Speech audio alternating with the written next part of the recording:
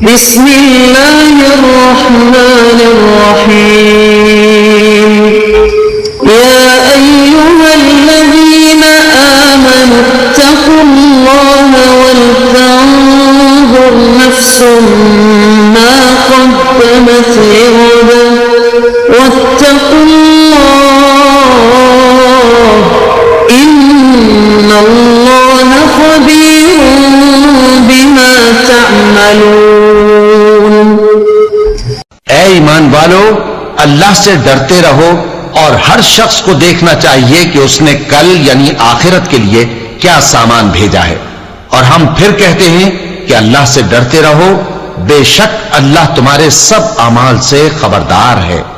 بسم اللہ الرحمن الرحیم، الحمد للہ رب العالمین، والصلاة والسلام على اشرف الانبیاء والمرسلین وعلى آلہ واصحابہ اجمعین ومن تبعہم بإحسان الى یوم الدین۔ قابل صد احترام حضرات شائقین و شائقات سچا پیغام، السلام علیکم ورحمۃ اللہ وبرکاتہ۔ آج کی محفل میراث النبی کے نورانی پروگرام میں آپ کا استقبال ہے۔ اہلا و سہلا مرحبا۔ ہم آپ تمام حضرات و مستورات کا خیر مقدم کرتے ہیں۔ محترم حضرات و خواتین، تعلیم کا آغاز ہو رہا ہے۔ سب سے پہلے آداب تعلیم کا لحاظ کرتے ہوئے تعلیم کی طرف متوجہ ہو جائیں۔ پورے دھیان سے سننا، عمل کی نیت سے سننا اور تبلیغ کی نیت سے سننا، یعنی سنی ہوئی باتیں دوسروں تک پہنچانے کے جذبے سے سننا۔ چند خاص آداب تعلیم ہیں، امید ہے کہ آپ حضرات ان آداب کا ضرور خیال رکھیں گے۔ جزاکم اللہ۔ بسم اللہ الرحمن الرحیم۔ جمعے کے فضائل اور خصائص۔ اللہ تعالیٰ نے اپنی قدرت کاملہ سے ساری کائنات کو عدم سے وجود بخشا ہے، اور پھر بعض چیزوں پر فضیلت اور برتری عطا فرمائی۔ مثلا مہینوں میں رمضان المبارک کو فضیلت بخشی، تو اسی طرح دنوں میں جمعے کے دن کو فوقیت اور فضیلت عطا فرمائی۔ جمعہ ہفتے کا 7واں دن ہے۔ زمانے جاہلیت میں اس کو عروبہ کہا جاتا تھا، جس کے معنی رحمت کے آتے ہیں۔ بعد میں چل کر اس دن کو جمعہ کہا جانے لگا۔ اب سوال یہ ہوتا ہے کہ کیا جمعے کا نام اسلامی ہے یا پہلے سے چلا آ رہا ہے؟ تو اس سلسلے میں دو قول ہیں۔ علامہ ابن حزم رحمۃ اللہ علیہ کی رائے یہ ہے کہ جمعہ خالص اسلامی نام ہے۔ نمبر 2، جمہور علماء کی رائے یہ ہے کہ یہ نام اسلام سے پہلے ہی چلا آ رہا ہے۔ یہ بھی کہا گیا کہ سب سے پہلے اس دن کا نام جمعہ حضور صلی اللہ علیہ وسلم کے جد امجد کعب ابن لوئی نے رکھا تھا۔ جمعہ کے معنی جمع کرنے کے آتے ہیں، تو پھر اس دن کو جمعہ کیوں کہا جاتا ہے؟ اس کی بہت سی وجوہات حضرات علماء کرام نے بیان فرمائی ہیں۔ ایک وجہ یہ ہے کہ اس دن حضرت آدم علیہ السلام کا سامان تخلیق جمع کیا گیا۔ دوسری وجہ یہ ہے کہ حضور صلی اللہ علیہ وسلم کے جد امجد کعب ابن لوئی اس دن عربوں کو جمع کر کے حرم شریف میں نصیحتیں کیا کرتے تھے، اور آخری نبی صلی اللہ علیہ وسلم کی تشریف آوری کی خبر سناتے تھے۔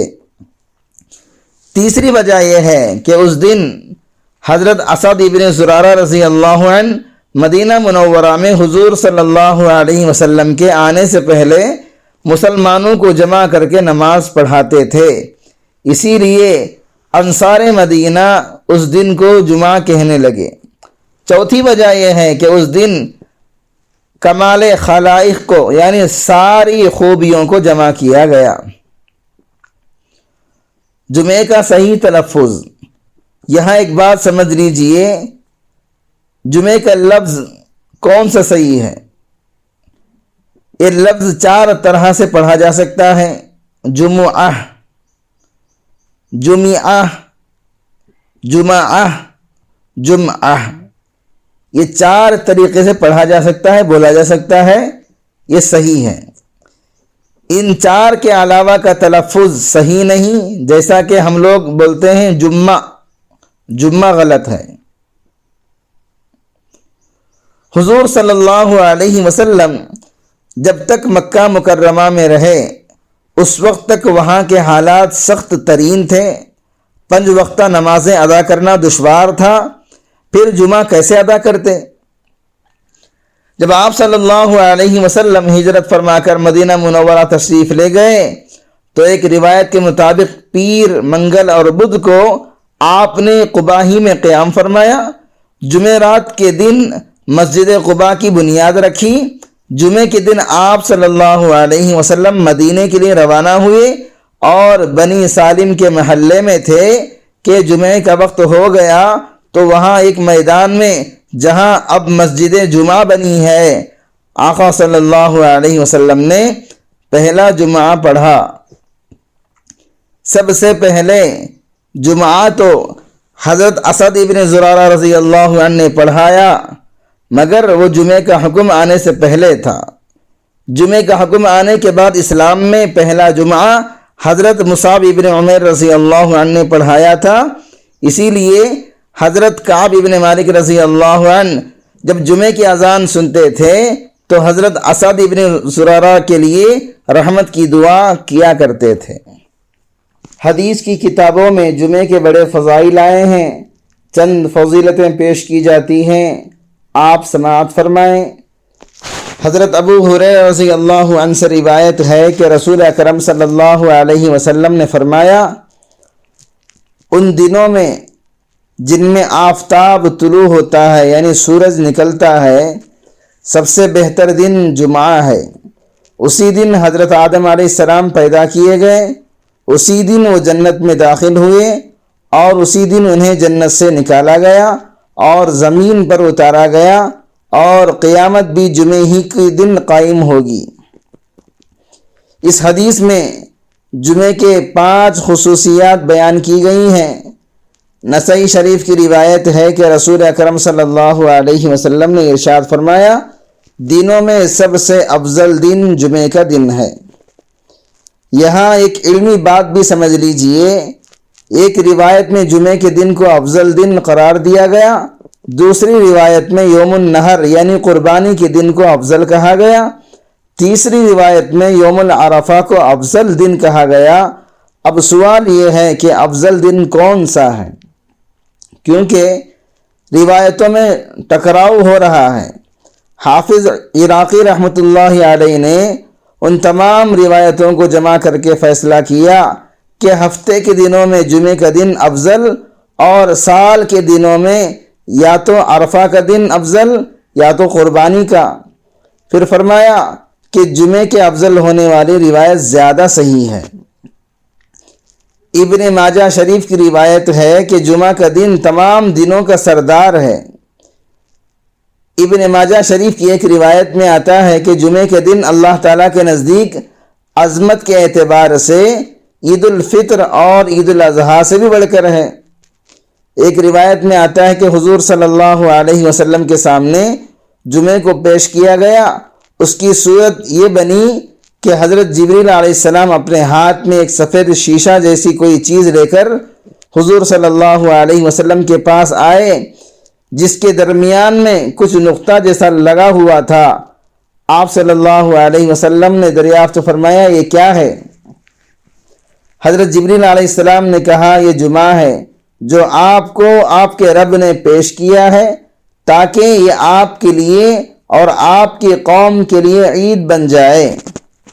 محققین علماء نے لکھا ہے کہ اللہ تعالیٰ نے اپنے بندوں کے لیے ہفتے کے تمام دنوں میں سے عبادت کے لیے کسی دن کے منتخب کرنے کا اختیار دیا۔ یہودیوں نے ہفتے کا دن پسند کیا جس میں مخلوق کی پیدائش شروع بھی نہیں ہوئی تھی۔ نصارہ نے اتوار کو اختیار کیا جس میں مخلوق کی پیدائش کی ابتدا ہوئی تھی، اور اس امت کے لیے اللہ تعالیٰ نے جمعہ کو پسند فرمایا جس دن اللہ تعالیٰ نے مخلوق کو پورا کر دیا تھا۔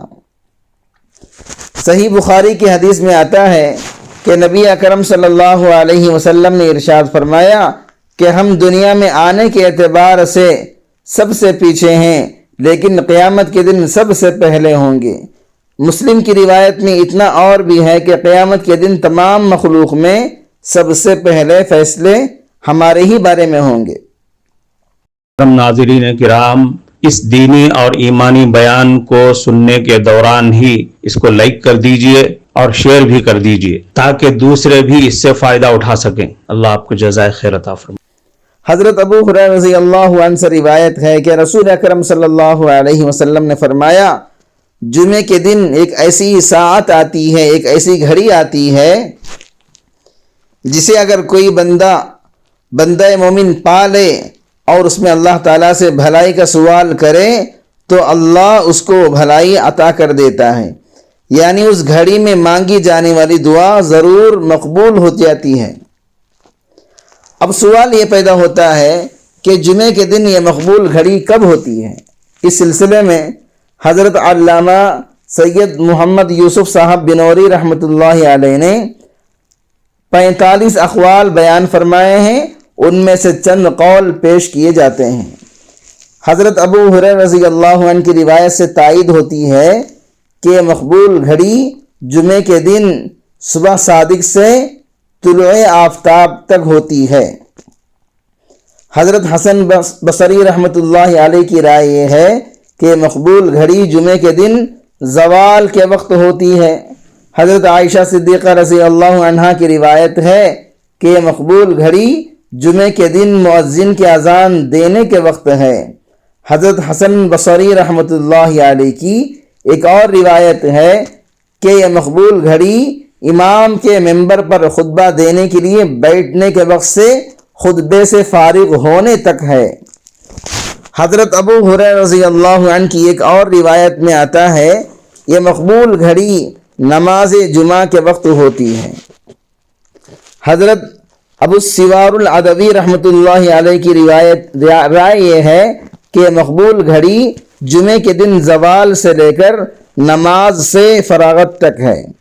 حضرت ابو ہریرہ رضی اللہ عنہ کی تیسری روایت حضرت عبداللہ ابن سلام اور حضرت عطا ابن ابی رباح رحمۃ اللہ علیہ کے نزدیک یہ مقبول گھڑی جمعے کے دن عصر سے مغرب تک ہے۔